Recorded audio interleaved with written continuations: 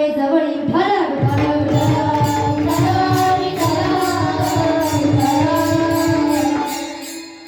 आज या ठिकाणी कीर्तन रूपी सेवेला सुरुवात करण्यापूर्वी अल्पसा परिहार द्यायचा तो असा.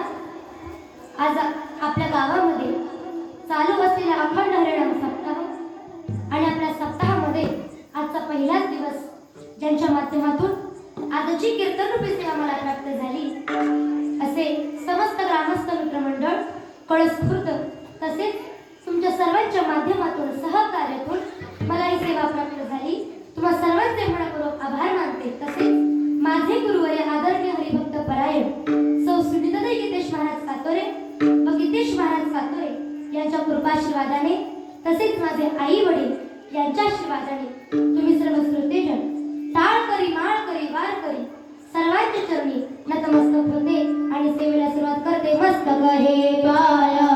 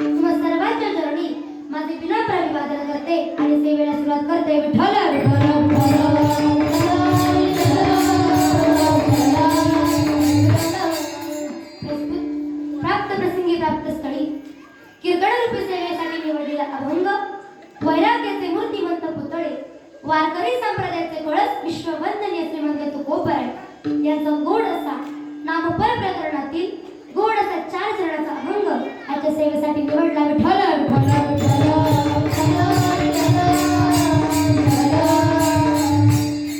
पडता जड भारी दासी आठवा हरी. आज आपल्या सप्ताहाचा पहिलाच दिवस आणि वारकरी संप्रदायाच्या नियमाप्रमाणे पहिल्या दिवशी अभंग असतो नामपर प्रकरणातला आणि म्हणून तर आज या ठिकाणी गोड असा नामपर प्रकरणातील अभंग निवडलेला आहे. मग नामाचं महत्व काय तर ऐका. ते नाम कसं आहे तर ऐका. ते नाम आहे मंगलात मंगल नाम आहे सकळ मंगळनिधी श्री विठ्ठलाचे नाम आधी. नाम खऱ्यात खरं आहे सत्य साच खरे नाम विठोबाचे वरे. नाम गोडामध्ये गोड आहे जिवे गोड 3 अक्षरांचा रस अमृत दयास फिके पुढे. नाम मोठामध्ये मोठे आहे ज्ञान देवा पुसे निवृत्तीसी चाड आणि गगना होणी वाड. नाम आहे एवढंच नाही नव्हे नव्हे ते नाम चांगल्यात चांगले आहे. नाम चांगले चांगले माझे कंठी राहो भले कपिकुळ उधरिले मुक्त केले राक्षसा. गोड असं नाम आहे आणि म्हणून तर आज सेवेसाठी निवडलेला अभंग नामप्र प्रकरणातील आहे. विठ्ठल विठ्ठल विठ्ठल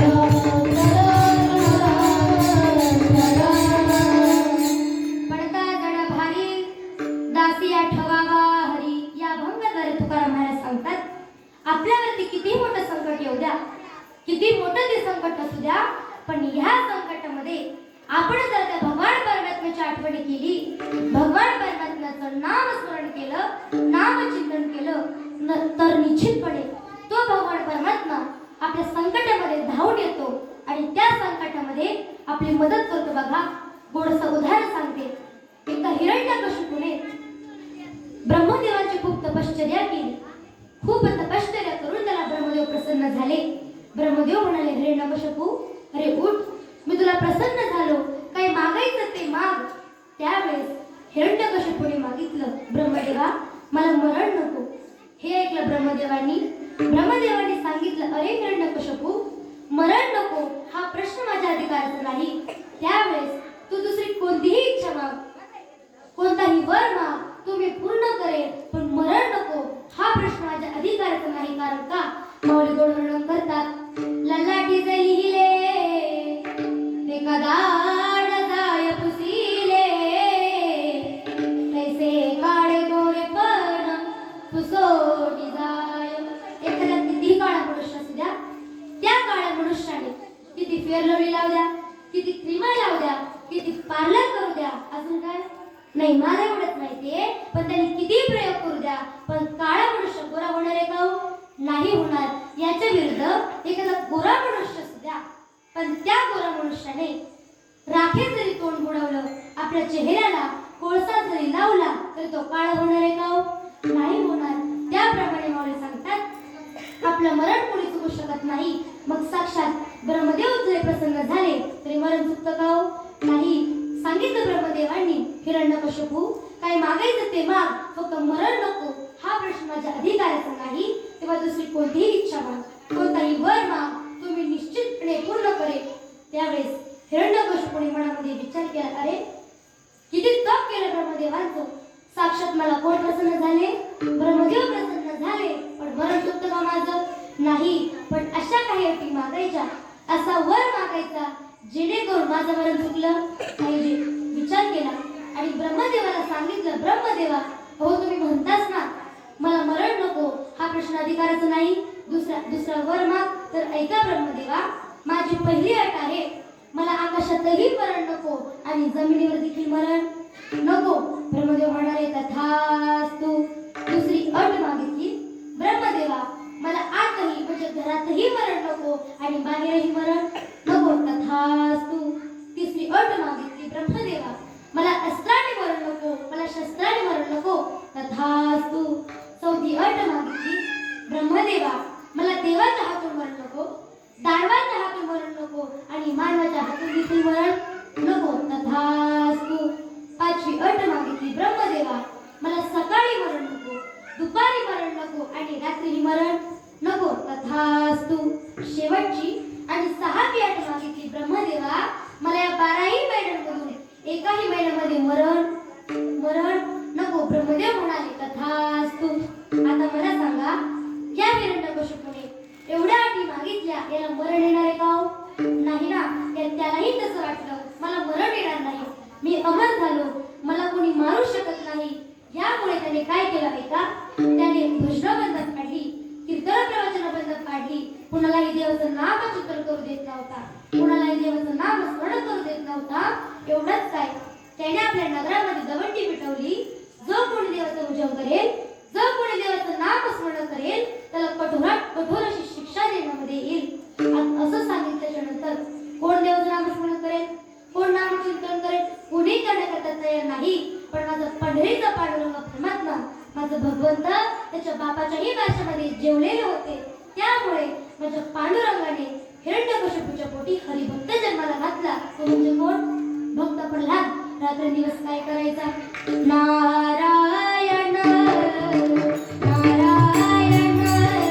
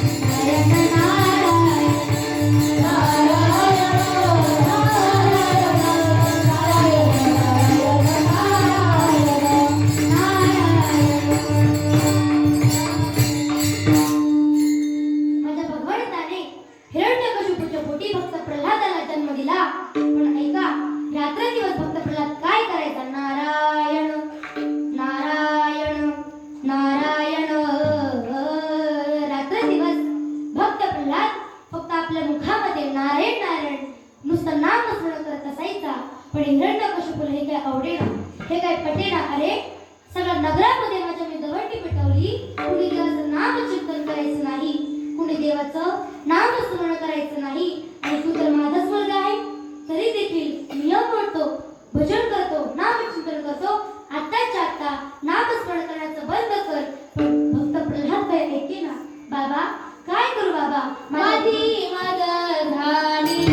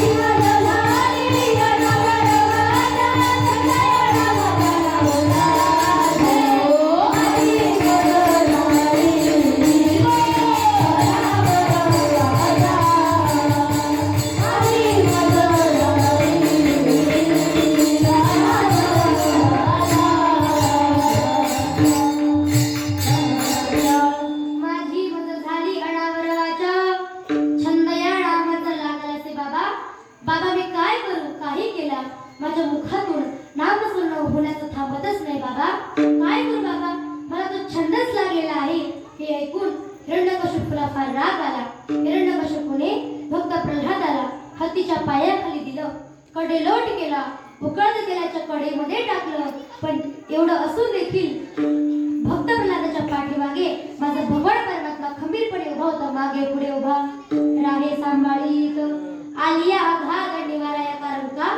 तर एवढं संकटामध्ये देखील भक्त प्रल्हादाने आपल्या मुखामधलं नामचिंतन सोडलं नाही, नामस्मरण सोडलं नाही. शेवटी एक दिवस भक्त प्रल्हाद जेव्हा नामस्मरण करत होता, नामचिंतन करत होता, तेव्हा तिथे हिरण्यकशिपू आला. सांगितलं, काय प्रल्हादा, अरे तुला किती समजू बाबा, काय ऐकत नाही माझं, नको करू नामचिंतन. प्रल्हाद काय ऐके ना. शेवटी हिरण्यकशिपूने विचारलं, काय प्रल्हादा, सांग मला, रात्रंदिवस तुझे नामचिंतन करतो, नारायण नारायण म्हणतोस ना, तर मला सांग, तो तुझा भगवंत, तो तुझा नारायण आहे तरी कुठे. भक्त प्रल्हाद सांगू लागला, विठ्ठल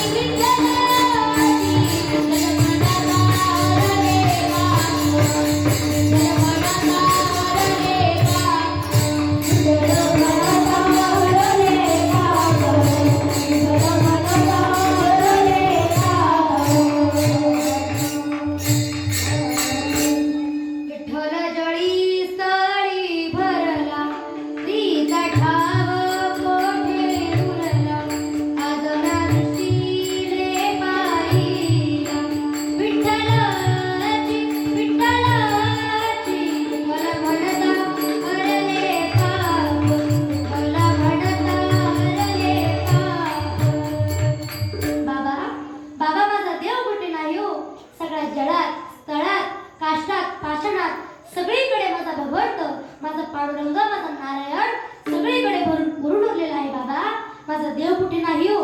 त्यावेळेस शेजारीच असा एक खांब होता. हिरण्यकशिपूला फार राग आला. हिरण्यकशिपूने विचारलं, काय प्रल्हादा, अरे तू म्हणतोस ना माझा नारायण सगळीकडे आहे, तर सांग त्या खांबामध्ये तुझा नारायण आहे का.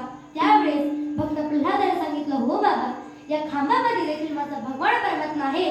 राग आला आणि रागाच्या भरात काय केलं, खांबावरी मातर मारिले दुर्जने, नारायण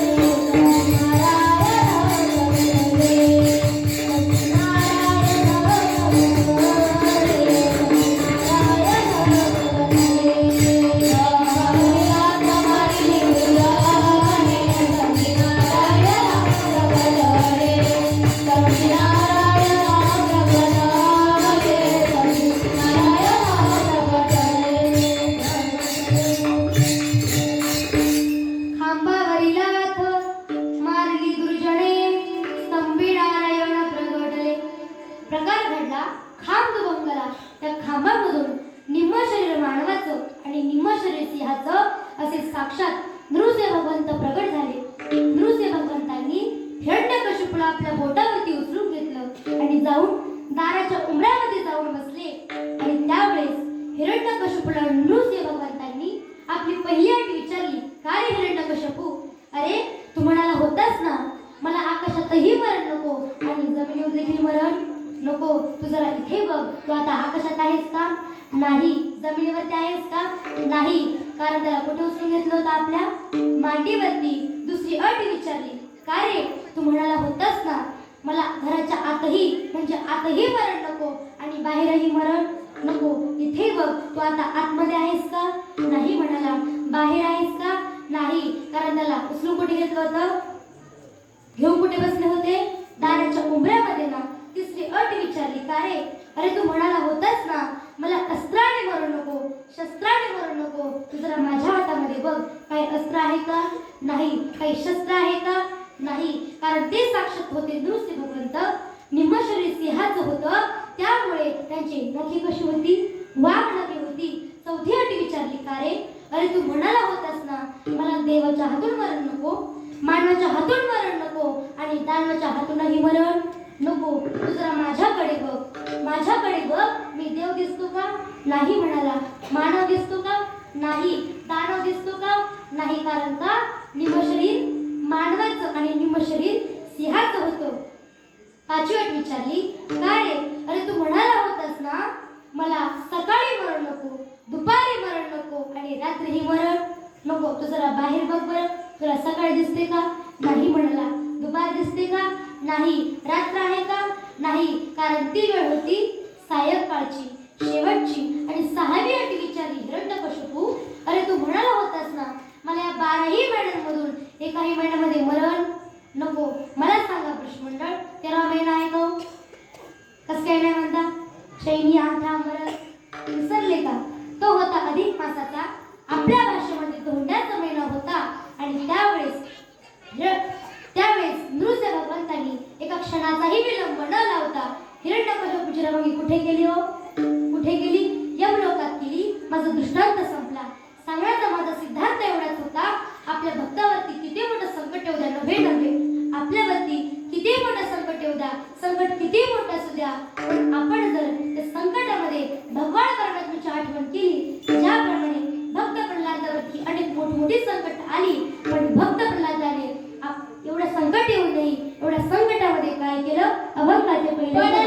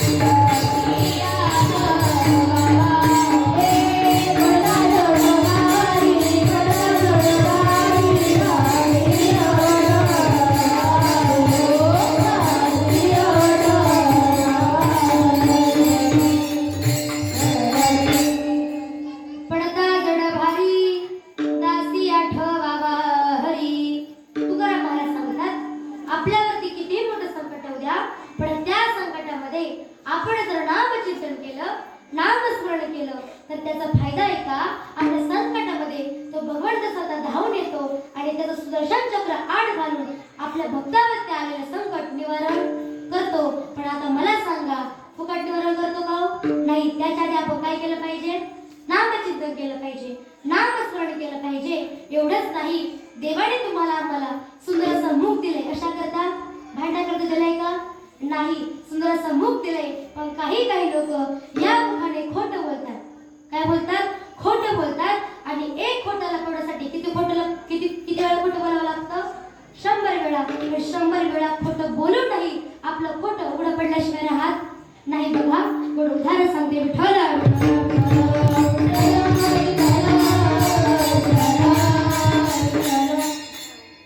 बघा, एका गावामध्ये असाच एक गृहस्थ राहत होता.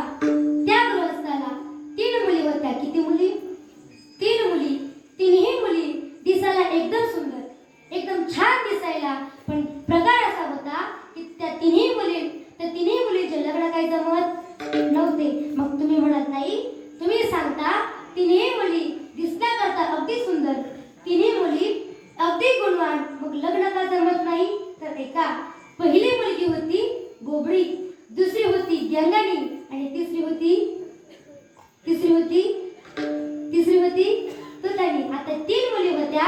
पण आता तुम्हाला सांगते, त्या तिन्ही मुली अशा होत्या, स्थळ आले की पाहुणे आले, चहा दिला, पाणी दिलं, पाहुणे चहा घ्यायचे, पोहे खायचे.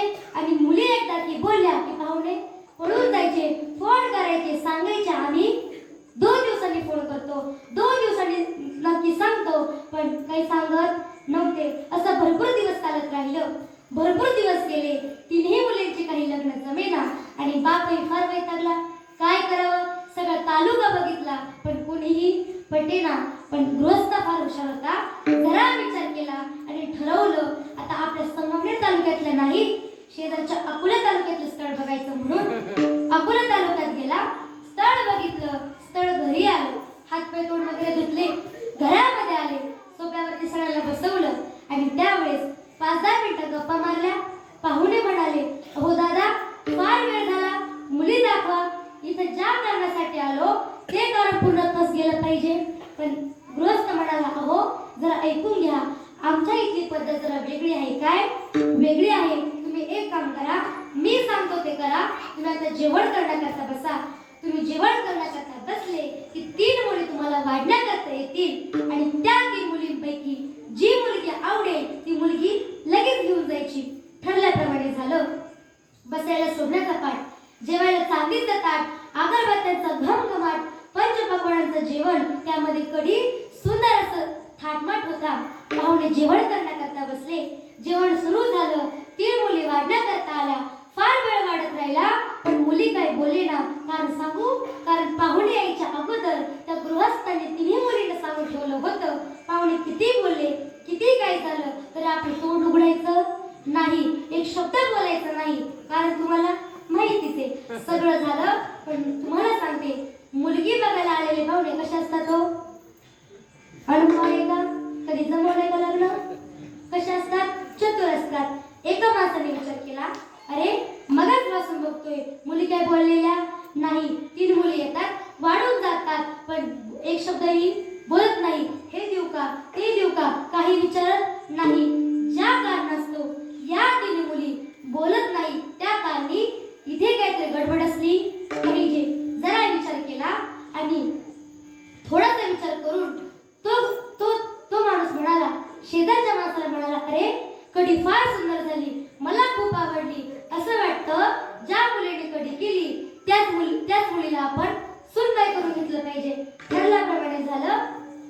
तुम्हाला सांगते, आता ह्या माणसाचं बोलणं शेजारच्या माणसाने ऐकलं आणि तोही म्हणाला, खरंच रे, कढी फार सुंदर झाली, फार भारी झाली, 1 नंबर झाली, मला तर कढी फार आवडली.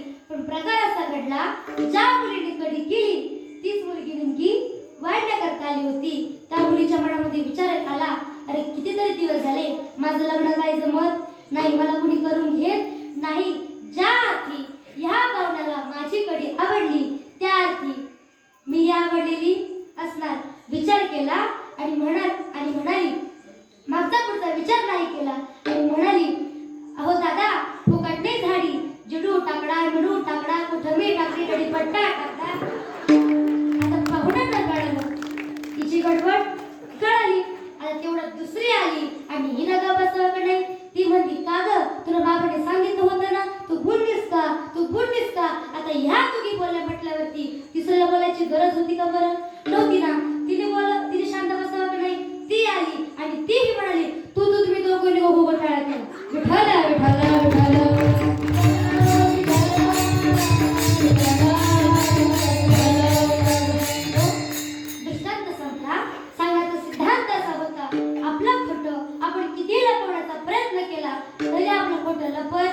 लपवत नाही. म्हणून सुंदर असं मुख दिले. या मुखाने कधी खोटं बोलू नये. नामचिंतन केलं पाहिजे, नाम स्मरण केलं पाहिजे. बघा, आपण जर आपल्यावरती संकट आल्यानंतर भगवान परमात्म्याची आठवण केली, भगवान परमात्म्याचं नामचिंतन केलं, नामस्मरण केलं, तर तो भगवान परमात्मा आपल्या संकटामध्ये धावून येतो आणि आपल्यावरती आलेलं संकट निवारण करतो. गोड उदाहरण सांगते. विठ्ठल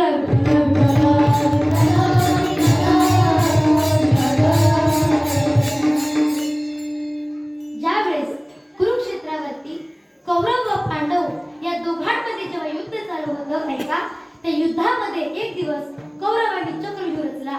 चक्रव्यूह फार अवघड होता. त्याचं ज्ञान पांडवांपैकी कोणालाही नव्हतं. पण अर्जुनाचा मुलगा, अर्जुनाचा पुत्र अभिमन्यू, त्याला चक्रव्यूहमध्ये जाता येत होतं. पण चक्रव्यूहमध्ये एकदा गेला की त्याच्या बाहेर पडता येत नव्हतं. आता युद्ध सुरू झालं. अभिमन्यू चक्रव्यूहच्या आतमध्ये गेला, पण चक्रव्यूहच्या बाहेर पडता येणार कारण त्याचं ज्ञान नव्हतं. काय करावं काही समजेना. शेवटी युद्ध संपलं. युद्ध संपल्याच्या नंतर चक्रव्यूह संपला आणि धाडकणाचा जमिनीवरती अभिमन्यू कोसळला. घायल अवस्थेमध्ये पडलेला असताना युद्ध संपल्याच्या नंतर ज्यावेळेस कौरव निघून चालले होते, त्यावेळेस कौरवांमध्ये जो काही जयद्रथ होता, त्या जयद्रथाने घायल अवस्थेमध्ये पडलेल्या असलेल्या अभिमन्यूच्या छातीवरती लाथ मारली आणि पुढे निघून गेला. फार वाईट वाटलं अभिमन्यूला, पण काय करणार. दुसरीकडे युद्ध संपलं म्हणून अर्जुन आपल्या मुलाचा शोध घेऊ लागला. रणभूमीवरती आला. युद्धभूमीवरती आल्याच्या नंतर बघितलं, अरे आपला मुलगा घायल अवस्थेमध्ये दिसतोय. घाईघाईने पळत पळत गेला. अभिमन्यूला आपल्या मांडीवरती घेतलं. विचारलं, बाळा अरे झालं तरी काय. त्यावेळेस अभिमन्यूने घडलेला सगळा प्रकार सांगितला. पण सांगितलं, बाबा मला ह्या गोष्टीचं वाईट वाटत नाही की मी या रणभूमीवरती, या युद्धभूमीवरती घायल अवस्थेमध्ये पडलेलो आहे, घायल आहे, याचं वाईट वाटत नाही. पण बाबा अहो, ज्या वेळेस या युद्धभूमीवरती मी घायल अवस्थेमध्ये पडलेलो असताना जाता जाता जयद्रथाने माझ्या छातीवरती लाथ मारली आणि पुढे निघून गेला. बाबा आता फार काळ काही मी जगू शकत नाही, पण याचं सूड तुम्ही घ्या. एवढा बोलला. आपले प्राण अर्जुनाच्या मांडीवरती सोडले. फार वाईट वाटलं अर्जुनाला. त्याच वेळेस अर्जुनाने प्रतिज्ञा केली, आज सूर्यास्त होण्याच्या पूर्वी मी जयद्रथाचा शोध घेईल आणि जयद्रथाला मारून टाकेन. आणि जर असं झालं नाही तर मी स्वतः अग्निकष्ट करेन. ठरल्याप्रमाणे झालं. सूर्यास्त होत आला.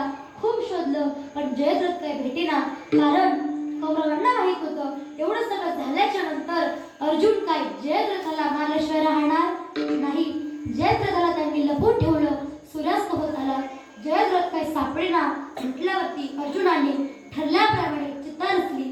चितेला 5 प्रदक्षिणा मारण्याकरता सुरुवात केली. पण हा सगळा प्रकार बघण्याकरता कौरव आले. जयद्रथ आला, कारण त्यांना माहित होतं आता सूर्यास्त होत आलाय. आता कितीही काय झालं तरी अर्जुन आपल्याला काय मारू शकत नाही. सूर्यास्त होत आला. प्रदक्षिणा पूर्ण होणार तेवढ्यात माझा भगवंत तिथे प्रगट झाले आणि आपलं सुदर्शन चक्र सूर्याला आड घातलं. सूर्यास्त होण्याचं थांबवला आणि अर्जुनाचा हात धरला आणि सांगितलं, अरे अर्जुना, अरे बघतोस काय, तो बघ सूर्य आणि हा बघ जयद्रथ. जा आणि मार त्याला. दृष्टांत संपला. सांगण्याचा सिद्धांत असा होता, आपल्या भक्तावरती किती मोठं संकट होतं नव्हे आपल्यावरती किती मोठं संकट होऊया, पण त्या संकटामध्ये जर नामचिंतन केलं, नामस्मरण केलं, तर तो भगवान परमात्मा त्या संकटामध्ये आपलं सुदर्शन चक्र आड घालतो आणि आपल्या भक्ताला कसलाही शिव होऊ देत नाही. अभंगाचे दुसरे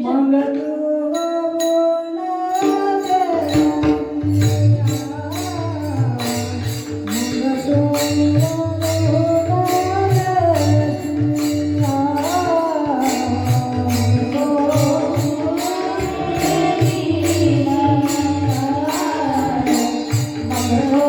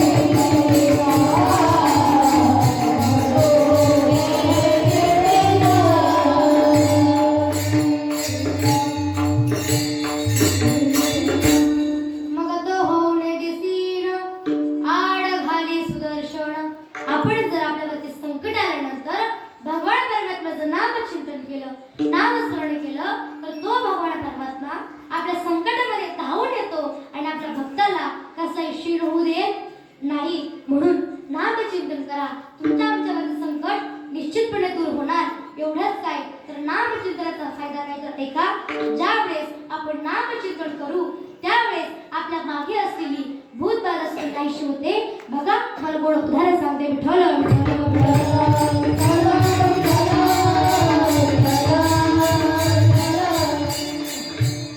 एकदा असे दोघे जण मित्र होते. त्यापैकी दोघांची घट्ट अशी मैत्री होती. एक दिवस एका मित्राचा वाढदिवस होता. तो मित्र म्हणाला, अरे ऐक मित्रा, उद्या माझा वाढदिवस आहे आणि उद्या रात्री 8 वाजता माझ्या घरी पार्टीचं नियोजन केलेलं आहे. तेव्हा तू उद्या संध्याकाळी 7:30 वाजता का होईना पण माझ्या घरी ये. पण हा म्हणाला, अरे तुझ्या घरी आलो असतो रे, पण तुझ्या घरी येण्याकरता माझा मार्ग आहे जंगलाचा आणि त्यावेळेसचा प्रवास म्हणजे पायी होता ना. त्यावेळेस आपल्यासारख्या 4 व्हीलर, एर्टिगा, स्कॉर्पिओ, थार काही नव्हतं. पूर्वीचा प्रवास म्हणजे पायी चालण्याचा असायचा ना. हा म्हणाला, अरे तुझ्या घरी यायला काही नाही, पण रात्रीची वेळ आहे, रात्रीचे 8 वाजता यायचंय. एवढंच नाही तर रात्री जंगलामधून यायचंय आणि मी असं ऐकलंय की त्या जंगलामध्ये भूत असतात. हा म्हणाला, अरे काही कर, पण उद्या माझ्या पार्टीच्या निमित्ताने, माझ्या बर्थडेच्या निमित्ताने तुला निश्चित आणि नक्की माझ्या घरी यावंच लागेल. तुझ्या करता वाटलंस 5 वाजता पार्टी सेलिब्रेट करू. हा म्हटला, चालेल बाबा, एवढा आग्रह करतो ना, येतो मी. दुसरा दिवस उजाडतो. दुसऱ्या दिवशी आपला हा मित्र त्याच्या मित्राच्या घरी जाण्याकरता निघतो. मित्राच्या घरी जातो, जंगलाच्या मार्गातून जातो, पण भीती वाटत नाही कारण संध्याकाळची वेळ असते. एवढे काही भीती नसते. मित्राच्या घरी पोहोचतो. त्याचा मित्र त्याचं वेलकम करतो, स्वागत करतो, घराच्या आतमध्ये घेतो. पार्टी होते, जेवण करतात आणि नाच गाण्यामध्ये दंग होऊन जातात. तर सांगते तर नाच गाण्यामध्ये दंग होता 8 वाजता त्यांनाही कळत नाही. शेवटी ज्या मित्राचा वाढदिवस होता ना, त्या मित्राचं लक्ष सहजसं घड्याळाकडे जातं. बघतो, अरे 8 वाजले, फार वेळ झाला. अरे आपल्या मित्राला जायचा रस्ता म्हणजे जंगलात आहे, धोकादायक रस्ता आहे, त्याला लवकर काढून दिलं पाहिजे. अरे मित्रा ऐक, अरे तुझ्या घरी जाण्याकरता फार वेळ होतोय, बघ 8 वाजले, लवकर आवर. त्याचं सगळं आवरावर करून दिली आणि त्याला टाटा बाय बाय केला आणि काढून दिलं. आता हा आपला मित्र पायी आपल्या घरी जाण्याकरता निघाला. थोडासा पुढे गेला. बरंच चालल्याच्या नंतर जंगलाचा मार्ग लागला. जंगलामध्ये पोहोचला. फार भीती वाटली कारण का सगळीकडे काळाकुट्ट अंधार होता. त्या किड्याची किरकिर कानामध्ये ऐकू येत होती. अकराळ विक्राळ जंगली प्राण्यांचे आवाज ऐकू येत होते. फार भीती वाटली. वारा सुटला होता. घाबरत बरोबर जंगलाच्या मध्यभागी पोहोचला. मध्यभागी पोहोचल्याच्या नंतर त्याला एक समोरचं वडाचं झाड दिसलं. पण त्या वडाच्या झाडावरती 3 भूत होते. किती भूत होते? 3 भूत होते. तर 3 भूतांनी याला बघितलं. एक भूत म्हणाला, अरे मित्रांनो जरा ऐका, अरे गेले कित्येक दिवस झाले आपल्या पोटाला अन्न नाही, आपल्या पोटाला शिकार नाही, पण ऐका खालून बघा आपली शिकार चालली. आज आपली पार्टी आहे, मेजवानी आहे, बघा चला लवकर आपण त्याला पकडू आणि खाऊन टाकू. 3 भूत खाली उतरले. त्या मुलाकडे आले. घट्ट असं पकडून धरलं. फार घाबरला हा मुलगा, फार घाबरला. काय करावं काही सुचेना. तेवढं पहिलं भूत म्हणतं, अरे मला तर राहवतच नाही, गेले कित्येक दिवस झाले माझ्या पोटाला अन्न नाही, उपाश आहे, फार भूक लागली. एक काम करू, आपण याला कच्चच खाऊन घेऊ. पण त्यावेळेस दुसरं भूत थोडं आढास होतं. ते म्हणाला, अरे ऐक, जर याला आपण कच्च खाल्लं ना तर आपलं पोट दुखेल, कच्च खाता येणार नाही, याला आपण भाजून खाऊ. पण तिसरा अति हुशार होतं. ते म्हणाला, अरे याला भाजून खायचं, पण विस्तू तर लागणार विस्तू आणायचं म्हणून सहज एका भूताचं लक्ष गावाच्या दिशेने गेलं. थोडस दूरवरती गेलं. विस्तूचा बुकला काहीतरी दिसतंय, आग दिसते म्हणून म्हणाला, अरे नका टेन्शन घेऊ, चिंता करू नका, आता जातो आणि आता विस्तू घेऊन येतो. हा हे भूत पळत पळत पळत पळत गावाच्या दिशेने जातो. विस्तू जरासा जवळ असतो, विस्तू घेण्याकरता जातो. पण तो विस्तू कशाचा होता माहिती का तुम्हाला? आपल्यासारखा अखंड हरिनाम सप्ताह त्या गावामध्ये भरलेला होता. आणि त्या गावाची जी काही पंगत होती त्या पंक्तीचा शिजत होतं. आणि तो विस्तू त्या भूताने बघितलेला होता. भूत विस्तू घेण्याकरता खाली वाकलं. पण त्या कीर्तनामधला नाम गजर, भगवंताचं नामाचं नामचिंतन याच्या कानावरती ऐकू आलं.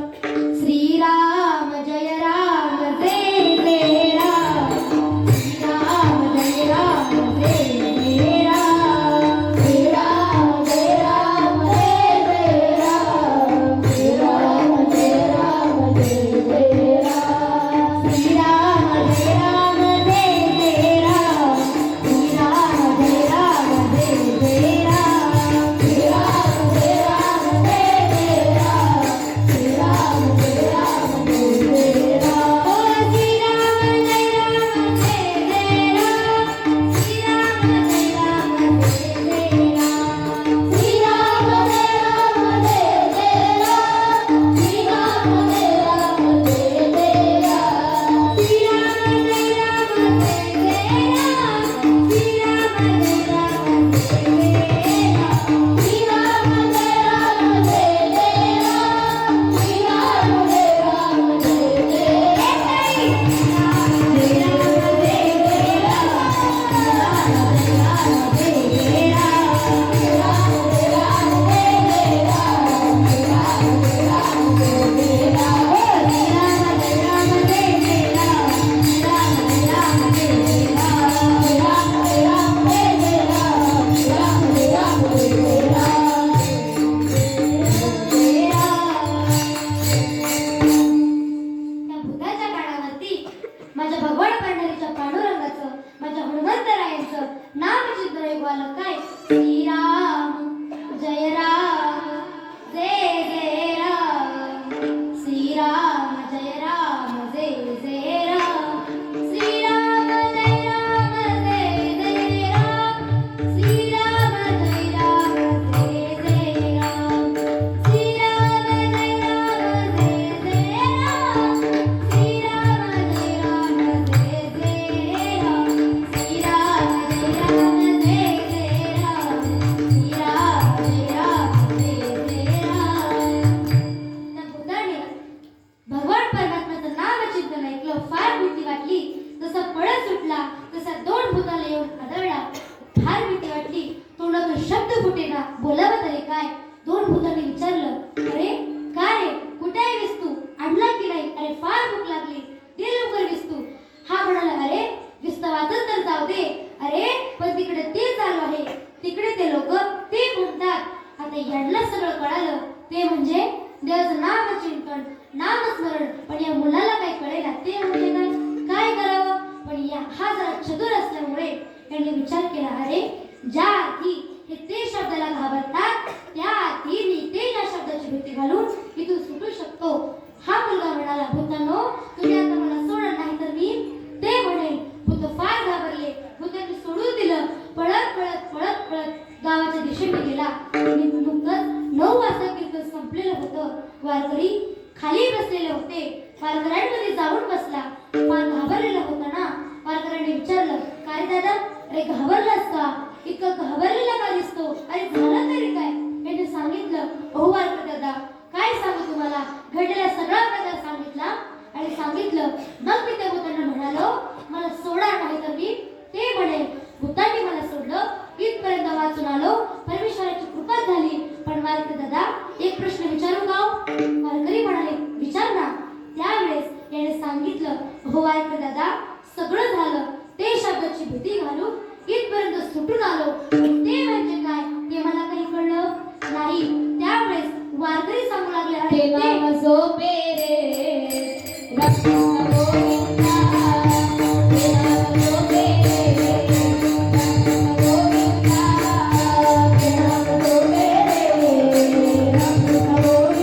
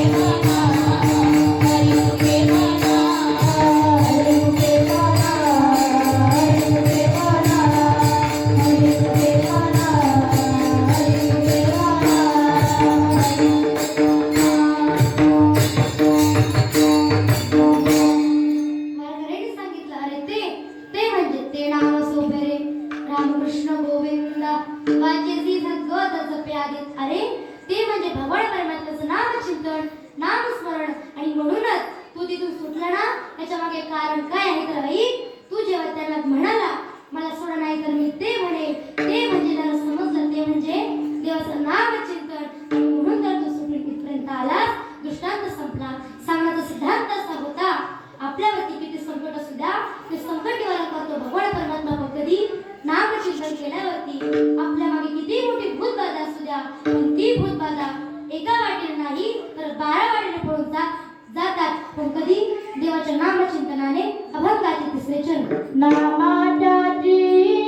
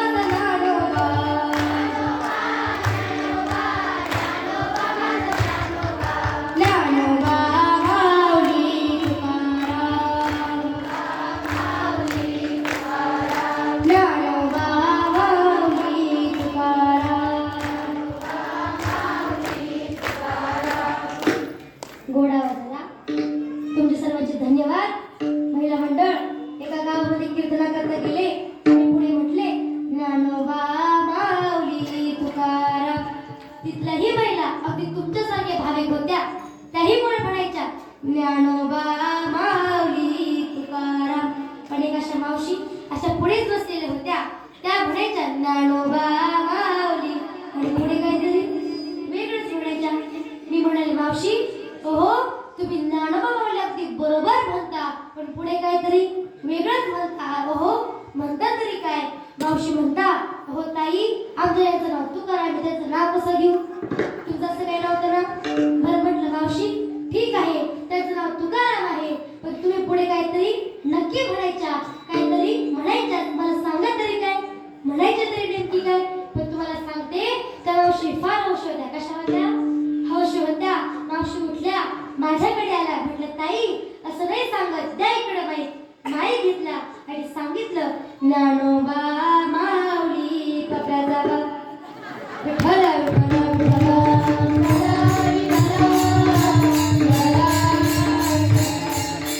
मला सांगा किती वेळा पप्याचा बाप म्हटलं तिला देव प्रसन्न होणार आहे? नाही. पण नामचिंतन करायचंय, मनापासून करा.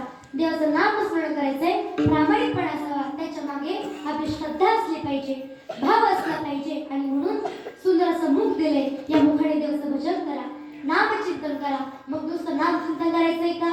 नाही. नुसतं नामस्मरण करायचंय का? नाही. वेळेप्रसंगी आपण आपला प्राण त्या भगवान परमात्म्याला अर्पण केलं पाहिजे. बघा उदाहरण सांगते विठ्ठल विठ्ठल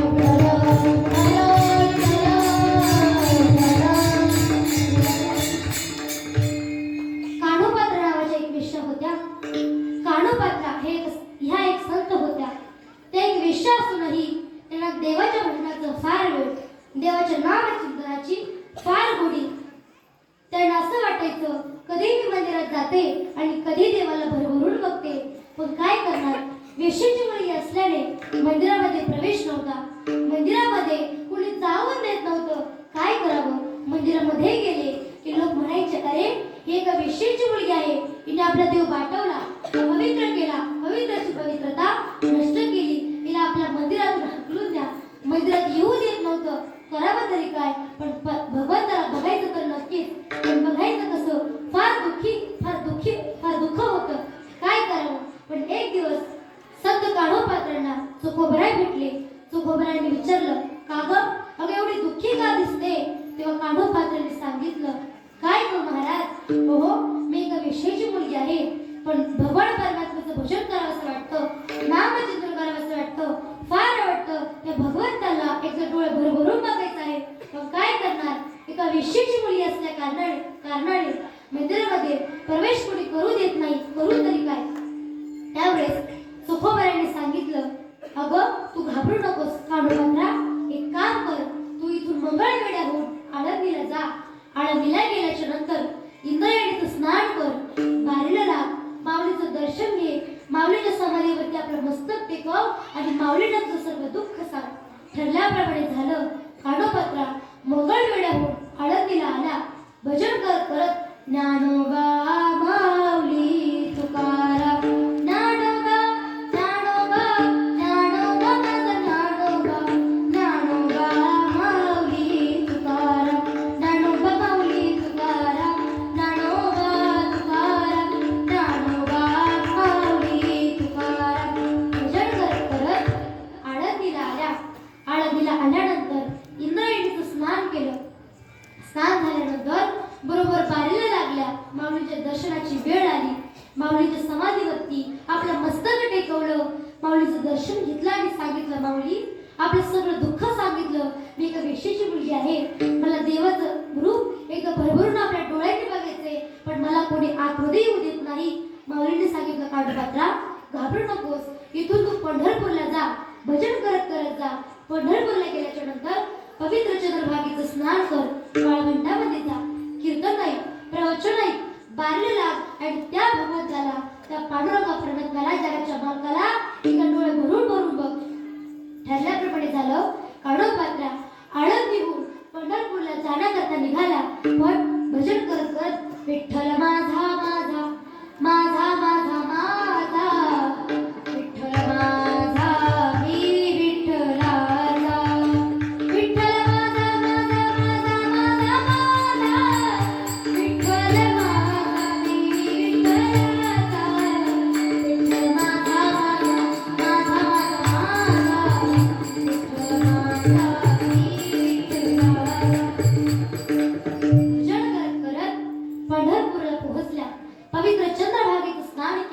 वाळवंटामध्ये गेला, कीर्तन ऐकलं, प्रवचन ऐकलं, बारीला लागल्या, त्या पांडुरंगाच्या बारी लागल्या, भजन करतायत. पांडुरंगाच्या दर्शनाची वेळ आली. एकदा डोळे भरून भगवान परमात्म्याला बघितलं आणि म्हणाला, सुंदर ते झाड उभे विटेवरी, कर पटेवरी ठेवल्या. त्या भगवंताचं, त्या पांडुरंगाचं रूप किती सुंदर आहे. आवडे रूप गोजिरे सगुण, आवडे रूप गोजिरे सगुण, पाताळाच्या सुखावले, पाताळाच्या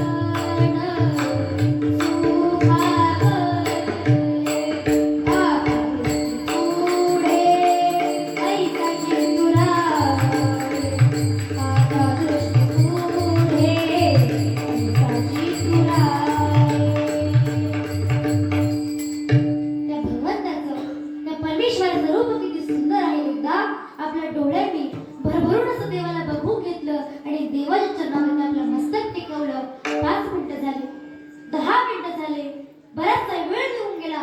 बालिका पुढे जात नाही. एक ब्राह्मण मागून पुढे गेला, कानापात्रेला असा हात लावला. परिणाम तिचा देह धाडकन असा जमिनीवरती कोसळला.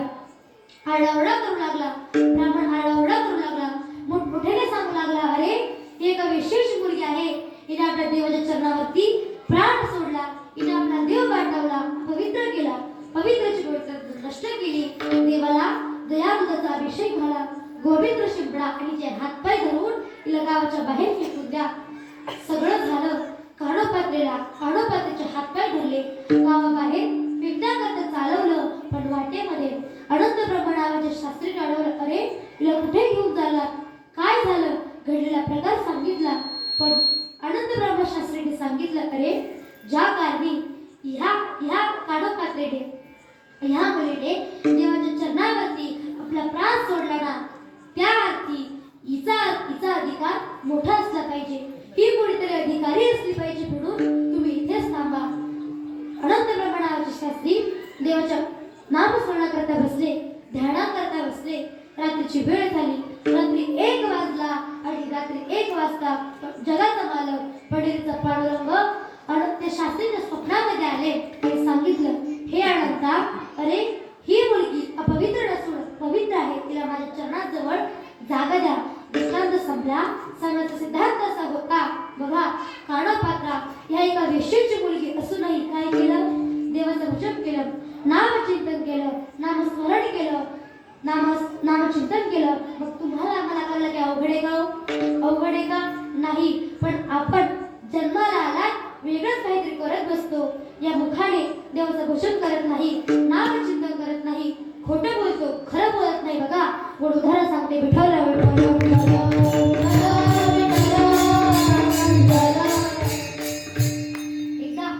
एका गावामध्ये घट्टशी दोघांची मैत्री होती. एकाचं नाव होतं राम आणि दुसऱ्याचं श्याम. दोघांची घट्ट अशी मैत्री होती. लहानपणापासून एकत्र राम पुढे बसायचा आणि त्याच्या मागे श्याम बसायचा. पेपरला सुद्धा राम पुढे बसायचा आणि त्याच्या पाठोपाठ श्याम बसायचा. सांगते तुम्हाला, राम वर्गामध्ये अगदी हुशार होता, 1 नंबर आणायचा. मात्र श्याम काही अभ्यास करत नव्हता, फार आळशी होता, कधी अभ्यास करायचा नाही. पेपर आले की तो म्हणायचा, मला कसली भीती, माझ्या पुढे बसायला कोण आहे, राम. सगळी त्याचीच कॉपी करणार, सगळं त्याचंच बघून लिहायचा. आणि असं करत करत करत सगळं एज्युकेशन पूर्ण झालं. शेवटी नोकरी लागण्याच्या वेळी दोघी जण नोकरी करता गेले. पण आता मला सांगा, नोकरीला गेल्याच्या नंतर त्यांना काय द्यावा लागतो, इंटरव्ह्यू देण्याकरता गेले. दोघ जण तिथे पोहोचले. पोहोचल्याच्या नंतर श्याम फार घाबरला. श्याम म्हणाला, का रे मित्रा, अरे इंटरव्ह्यू देण्याकरता तू एकटा जाशील ना रे? हा म्हणाला, काय माहिती, आपण दोघं जाऊ. पण राम जरा प्रकरणामध्ये आलं. राम पुढे निघाला, त्याच्या पाठोपाठ श्यामही निघाला. एका माणसाने अडवलं, अरे वेडा आहेस का, कुठे चाललास? अरे इंटरव्ह्यूच्या वेळी आतमध्ये फक्त एका वेळेस एकच जातो. त्यावेळेस राम म्हणाला, अरे आता काय करायचं? श्याम फार घाबरला. रामला म्हणाला, अरे राम, काय करू मी? अरे लहानपणापासून कधी अभ्यास केला नाही, कधी पुस्तक उचकूनही बघितलं नाही, पेपर आले की तुझी कॉपी करायची, सगळं तुझं उतरून दिलं. आता काय करू? मला तर काही येत नाही. करू तरी काय? काही सूचना? तू आतमध्ये जाशील, तुझा इंटरव्ह्यू होईल, तुला नोकरी लागल आणि मी मात्र बिना नोकरीचा आपली ताटातूट होईल. करू तरी काय? त्यावेळेस रामचंद्र हा त्याने सांगितलं, शांत, अरे घाबरू नकोस. मी आतमध्ये गेलो. मला जे काही प्रश्न विचारतील त्या प्रश्नांची उत्तरं मी एकदम मोठ्याने सांगेन आणि तू आवाजाला बाहेर ऐकू आला की क्रमानुसार उत्तरं लिहून घे आणि तू आतमध्ये गेल्यावरती क्रमानुसार उत्तरं सांग. ठरल्याप्रमाणे झालं. राम आतमध्ये गेला. इंटरव्ह्यू साठी तयार झाला. साहेबांनी पहिला प्रश्न विचारला, का रे राम? अरे मला सांग. विठाला विठाला विठाला विठाला विठाला. हो, साहेबांनी पहिला प्रश्न विचारला, का रे राम?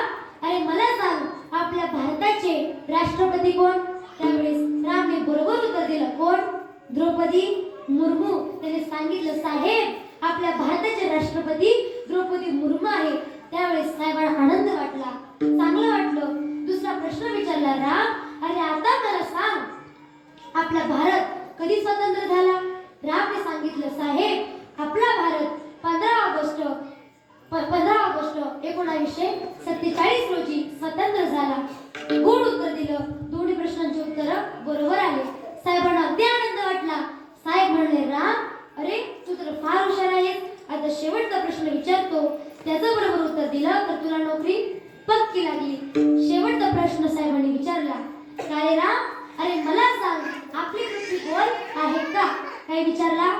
शेवटचा प्रश्न आहे, आपली पृथ्वी गोल आहे का? यावरती रामने उत्तर दिलं, साहेब, असं शास्त्रज्ञांचं मत आहे, पण अजून काय सिद्ध झालेलं नाही. असं सांगितल्याच्या नंतर नोकरी लागली, पक्की झाली. राम बाहेर हा म्हणतो, घाबरू नको राम. तू जेव्हा सांगायचा ना त्यावेळेस पटापट क्रमानुसार टिपून घेतली. बाबा घाबरू नको. आतमध्ये जातो आणि मला पण नोकरी आता 100% लागणार. ठरल्याप्रमाणे झालं. श्याम चालत इंटरव्ह्यू देण्याकरता आतमध्ये गेला. आतमध्ये गेल्याच्या नंतर साहेबांकडे बघितलं, थरथर कापायला होऊ लागला, घाबरला आणि श्याम घाबरला. हे बघून साहेबांना वाटलं, याला जरासं निवांत करावं, जरा थोडीशी भीती कमी करावी. म्हणून साहेबांनी त्याला पहिला प्रश्न विचारला. थोडं हे करायचं होतं निवांत. त्याला पहिला प्रश्न विचारला, सांग बाळा, अरे तुझं नाव काय? याने काय सांगितलं? माझं नाव द्रौपदी मुर्मू. आता साहेबांना वाटलं, अरे फार घाबरलेला दिसतोय. घाबरण्याच्या भरात झालं असेल, काही नाही, दुसरा प्रश्न विचारू. तेव्हा साहेबांनी दुसरा प्रश्न विचारला, का रे बाळा? अरे मला सांग, तुझा जन्म झाला तरी कधी? तुझी जन्म तारीख काय? याने काय सांगितलं? माझी जन्म तारीख असं म्हटलं असेल का? कॉपीच होती ना सगळी. याने सांगितलं, साहेब, 15 ऑगस्ट 1947. आता साहेबांना फार राग आला. याचा सगळा कट रचलेला समजला. फार राग आला. वेडा आहेस का? अरे मूर्ख आहेस का? सांगतो तरी काय, तुला कळत नाही का? त्यावेळेस याने सांगितलं, साहेब, असं शास्त्रज्ञांचं मत आहे, पण अजून काय सिद्ध झालेलं नाही.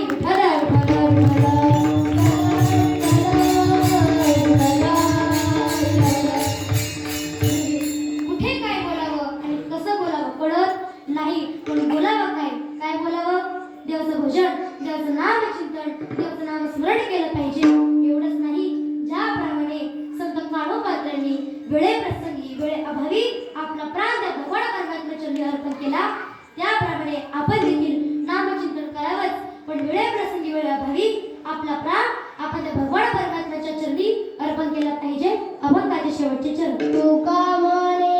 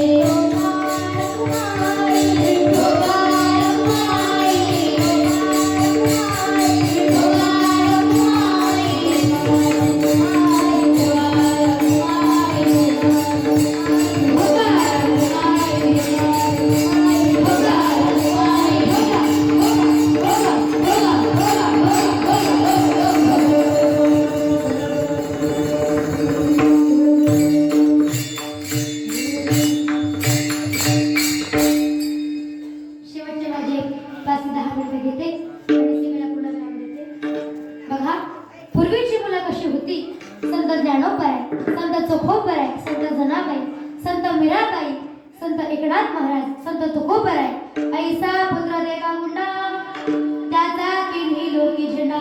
पण आताची मुलं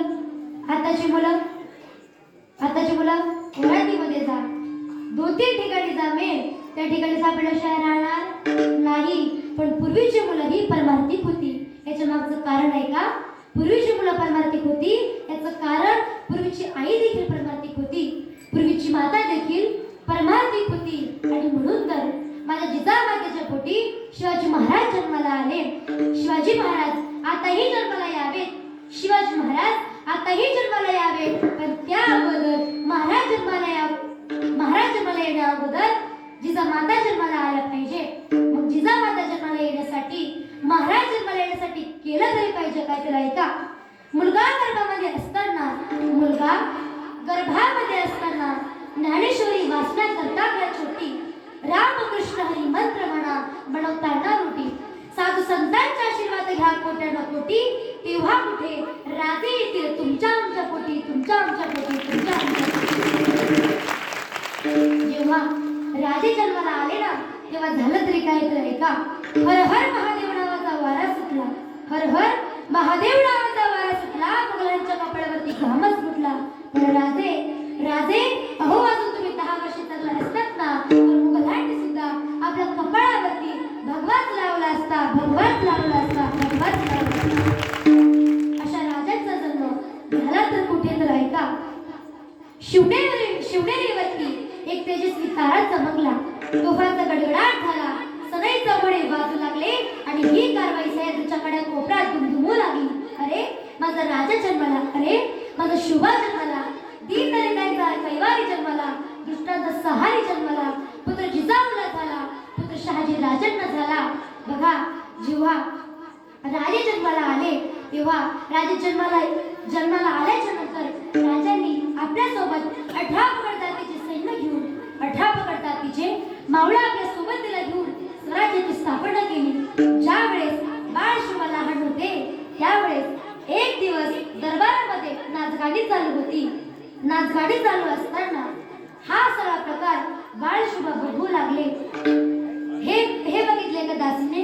ती दासी पळत जिजामातेकडे गेली आणि सांगितलं, जिजाऊ साहेब, अहो आपले बाळ शुभा दरबारामध्ये नाचगाडी पाहत आहे, नाचगाडी पाहून राहिले. हे ऐकतात जिजामाता धडकन उठल्या, पटकन उठून दरबारामध्ये पळाल्या. दरबारामध्ये गेल्याच्या नंतर बाळ शिवाचा हात धरला, पाठीमागे एक फटका मारला आणि सांगितलं, बाळ शिवा, अहो राजे, तुम्हाला महाराष्ट्राच्या बाया राजे नाचवणारे नाही तर वाचवणारे राजे व्हायचे. संस्कारी आणि विलासी असणारे राजे होते. ज्यावेळेस माझ्या छत्रपती शिवाजी महाराजांनी शाहिस्ता खानावरती स्वारी केली, शाहिस्ता खानाची बोटे छाटली आणि ह्याच वेळेस माझ्या राजांच्या मावळ्यांनी शाहिस्ता खानाच्या मुलीला उचलून नेलं. हे कळालं त्या खानाच्या बायकोला. ती खानाची बायको पळतच खानाकडे गेली आणि सांगितलं, नरदम सिवा हमारे बेटी को ले गया, वो नरदम सिवा हमारे बेटी को ले गया. यावरती खान उत्तर देतो, वो सिवा किसी की उंगली काट सकता है, वो सिवा किसी की गर्दन काट सकता है, मगर वो सिवा किसी माया बहन पर हाथ उठा सकत नाही. अशा असणारे आमचे राजे, अरे चंद्रकोर लावली म्हणून कोणी शिवाजी महाराज होत नाही, दाढी वाढवली म्हणून कोणी शिवाजी महाराज होत नाही, शिवाजी महाराजांचा पोशाख घातला म्हणून कोणी शिवाजी महाराज होत नाही. याकरता आपल्या जीवनामधला काळ स्वराज्याकरता बहाल करावा लागतो. बघा कसे होते राजे. भवानी मातेचा लेक तो मराठ्यांचा राजा होता, भवानी मातेचा लेक तो मराठ्यांचा राजा होता. झुकला नाही कोणासमोर, मुघलांचा तो बाप होता, मुघलांचा तो बाप होता. आणि अशा राजांचा जन्म झाला तरी कुठे? शिवनेरीवर शिव जन्मला, राजनावरती खरं प्रेम आहे ना, तो दोन्ही हात वर आणि एक टाळी, ज्याचा तोच करतात. शिवनेरीवर शिव जन्मला,